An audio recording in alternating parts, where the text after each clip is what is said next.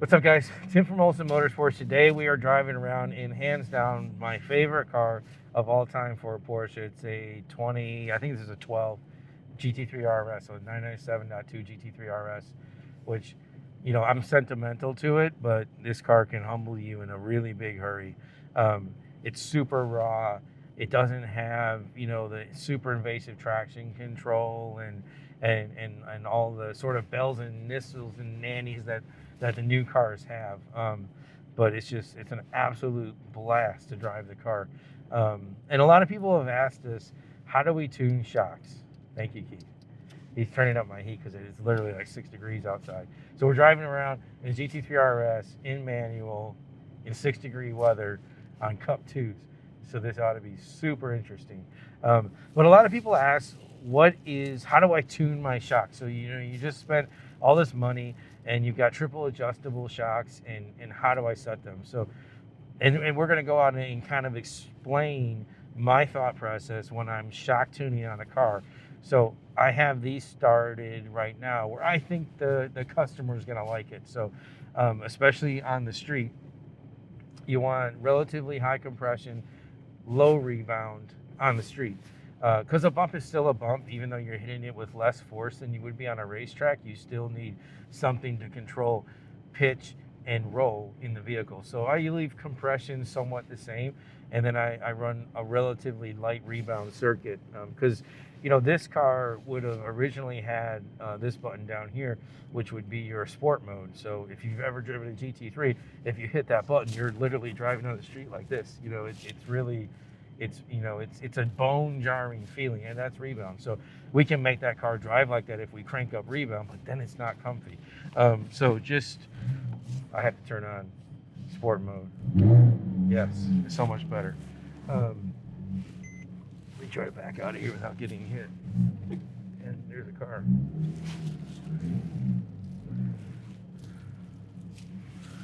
Is he staying there? Like I said, it's really cold outside, so even trying to back out, the tires are skipping on this car. So right away, I just pull it in and out of the parking lot, and I'm feeling for stuff. I'm trying to feel how the car is going to react over these little seams and these little things that I'm hitting. So, all right, my hands are sanitized, so I'll take this off. But I'm just feeling the car out. I'm just feeling with how it changes pitch. So the first things I look for as I'm driving down the block is I try to hit these little tiny seams, and I'm listening for noises. I'm listening for how the car sounds inside. You know, if you don't have enough compression dampening, you're automatically going to hear noises. Like if you hit a seam in a concrete and it makes an audible bang, you know, that's not enough dampening. So I'm listening for that. I'm giving it a little bit of acceleration. And I'm seeing, when I do that, I'm seeing how the car changes the throttle input. So as I'm hard on the throttle and I press the clutch, what does the car do? Does it move forward? Does it stay flat? You know, does it pitch around? Like if I pick the throttle up, do I pick the nose up? You know, so I'm just looking for a flat car and a compliant car. Another thing that I want to do is I want to get relatively, and then I'll hit the brakes. Does the car brake straight? You know, does it dive? So you want a flat car without compromising ride quality. And these RSPro 3s they're amazing on the street. It's our old Motorsports valve head.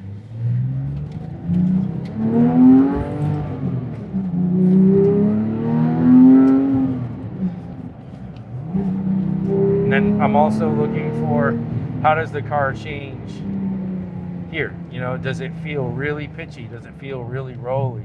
Is it flat? And this car is really flat because we don't have a lot of rebound into it. So things that you could do, rebound, if I had pressed on the brakes really, really hard and I felt myself kind of go like this, like I felt the back end popping up, I would add rebound to that rear circuit. I could also add compression to the front, but in that situation, I'd add rebound to the circuit. So on the street, that's what I'm looking for. I'm looking for a nice, comfortable, compliant ride to where I can only add as much rebound as I need to keep the car planted and keep the car flat. So we did kind of like the little slower driving. Right now I'm hitting these bumps and I'm hitting a few of these little compressions. I don't feel anything, you know, out of the ordinary. So I think we can go out on the freeway and put a little speed into it and see what happens. It's hard because dampening and shock tuning it's not a lost art. It's just you're controlling how the car moves. So I'm really liking the way this one feels because, like I said, it feels flat and it feels really controlled, but it feels smooth. And that's the most important thing with dampening is it has to feel, the chassis has to feel smooth. You can hit a bump and you say, okay, that was a bump, but it's how the car recovers from the bump.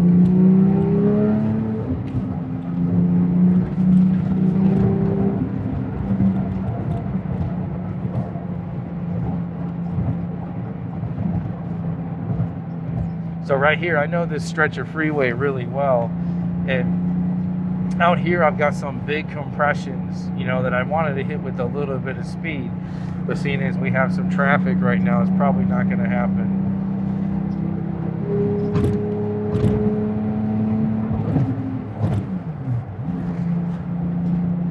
And when you hit those compressions, what you want to look for is how does the car change?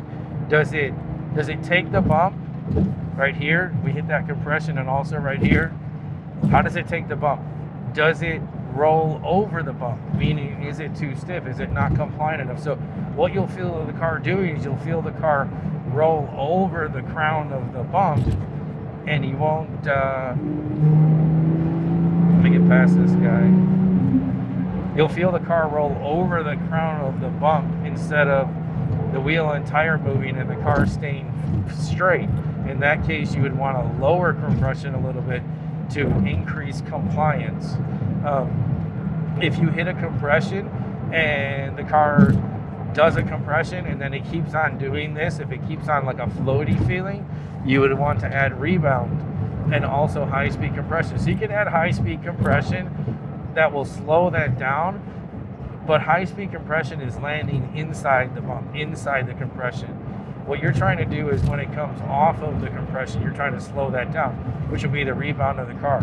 So I would add rebound in a situation like that. If I'm coming around a sweeper, like here, sorry, I got a little loose on me. If I'm coming around a little sweeper like that, I want to see how is the car dug in.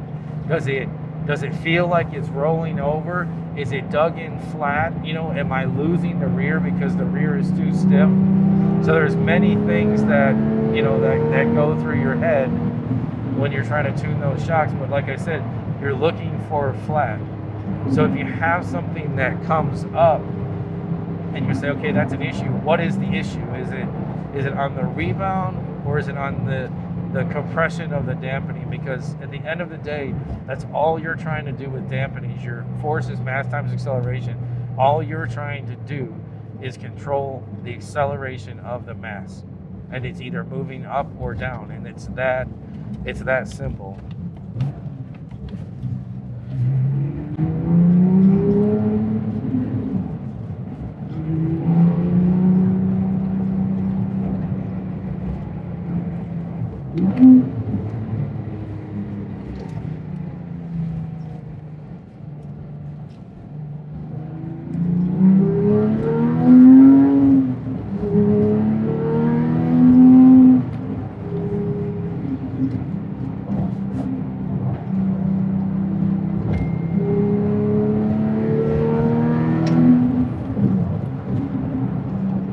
So this one's really, really smooth. I'm probably, when I go back to the workshop, I'm probably going to add just a little bit of front rebound because I am feeling a little unsettling and nervousness in the front of the car, and I want to try to keep it a little bit more planted.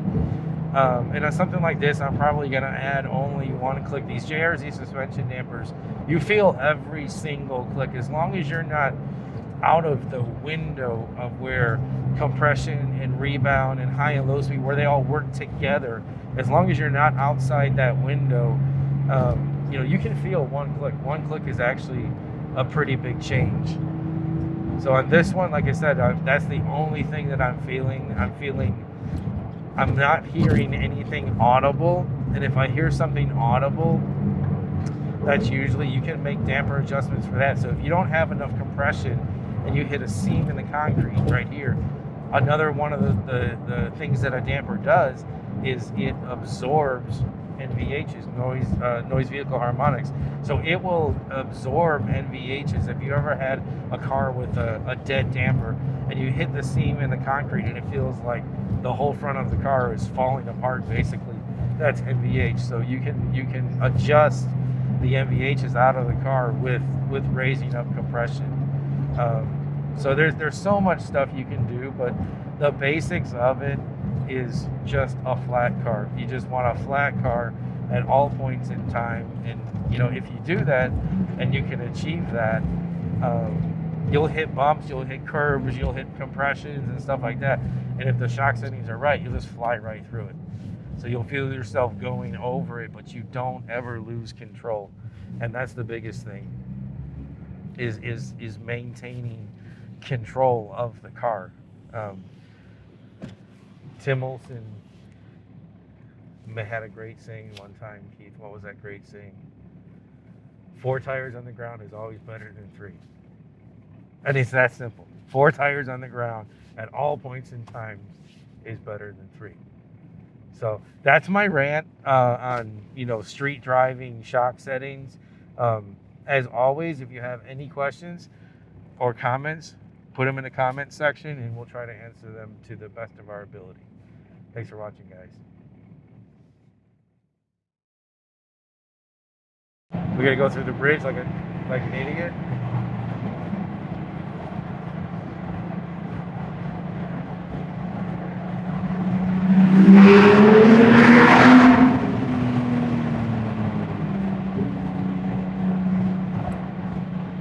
Everybody does that just because I call that the idiot thing. I can't hear my exhaust, so let me race through the underpass. Oh my God. It's probably Downers Grove police calling. Oh, it's Turbo. The Barker shop. Hello? Hi, this is Judy from the Barker shop. I'm just calling to let you know that Turbo's ready to be picked up. I will come and get him. All right, thank All right, you very thank much. you. Bye. Oh my God, Turbo's ready. Where was he? He was at the spa. Your dog was at the spa? My dog went to the spa. So this morning he went to doggy daycare, and then he had a spa treatment at 1. So he's 3.5 hours at the spa. Can't imagine what that's going to cost. But now he's perfectly groomed, and hopefully he comes home and sleeps all night.